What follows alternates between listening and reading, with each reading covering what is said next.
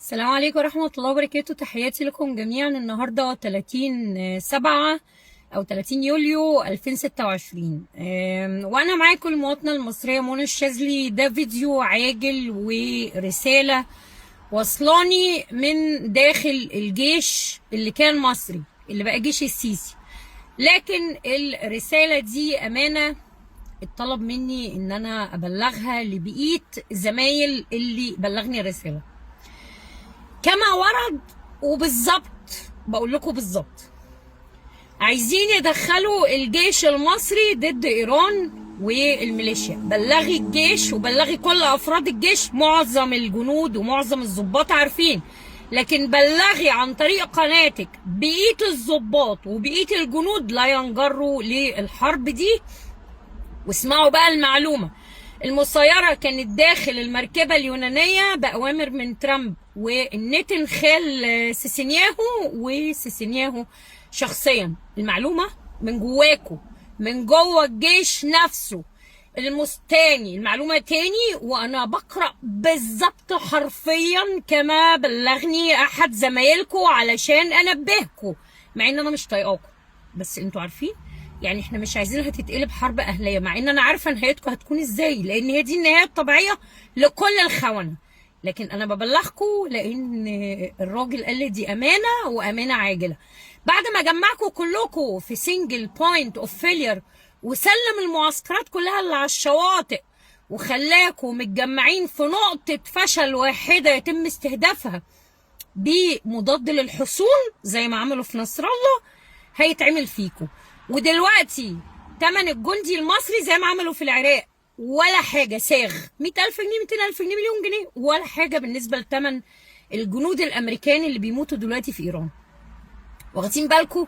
فالحرب دي هيدفع تمنها الخليج. ورسالة زميلكم كما ورد خاص هقرأها لكم تاني مرة واحدة فقط، وهقفل الفيديو ده لان الفيديو ده ما كانش المفروض ان انا اطلع اقوله، لكن نظرا لان دي رساله عاجله انا بوصلها لانها امانه.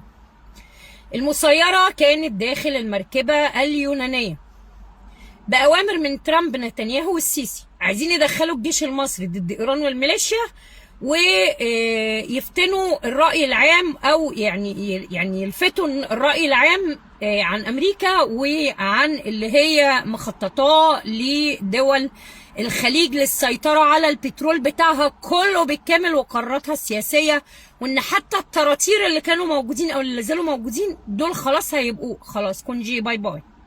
يعني كل واحد فيهم هياخد مرتب كده بوكيت ماني، وكل حاجة هتبقى في جيب الكيان وفي جيب امريكا.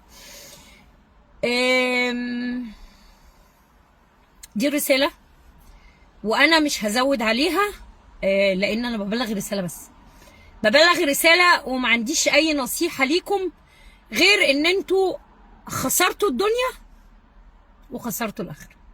للأسف الشديد انتوا حولتوا عقيدتكم من الله اكبر في 73 وكلنا كنا بنفتخر بيكم، الحرب الوحيدة تقريبا اللي انتوا كسبتوها، وبقيتوا الحروب كلها كنتوا بتحاربوا الشعب المصري وتخلصوا عليه.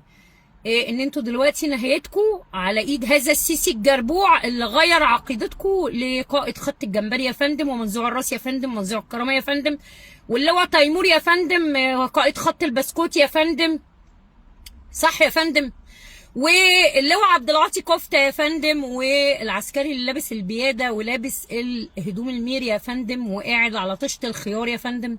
طبعا شفتوا الحاجات اللي انا بنشرها اليومين اللي فاتوا. غير مأسوف عليكم الى مزبله التاريخ. سبحان الله، ربنا بيسلط ابدان على ابدان. افتكرتوا ان انتوا هتتجبروا علينا عشان معاكم سلاح؟ اهو ربنا بعت لكم اللي بيكرهكم زي ما بيكرهنا كره عقائدي عشان يرجع اهله تاني. سألتوش نفسكم كأفراد جيش مصري بيهجر مصر القديمة ليه؟ السيدة عائشة بتتفضل دلوقتي ليه؟ بتتفضل دلوقتي ليه؟ عشان الأحياء بتاعت مصر القديمة دي كلها هتتحول لمراسي كلها. ودي معلومة من جواكم، من الناس اللي من جواكم اللي مش راضيين عن الوضع دوت.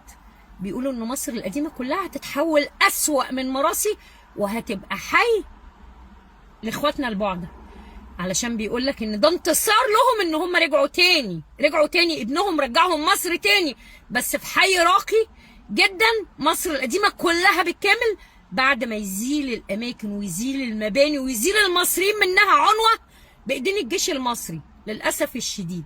السلام عليكم، وهنتقابل النهاردة تاني في أكتر من فيديو، لأن عندنا سلسلة فضايح في أكتر من فيديو، كل فيديو فيه لواء أو اتنين مفضوحين فاسدين سارقين من أموال الشعب المصري مليارات. اللهم بلغت اللهم فاشهد. منى الشاذلي فكرة، والفكرة لا تموت.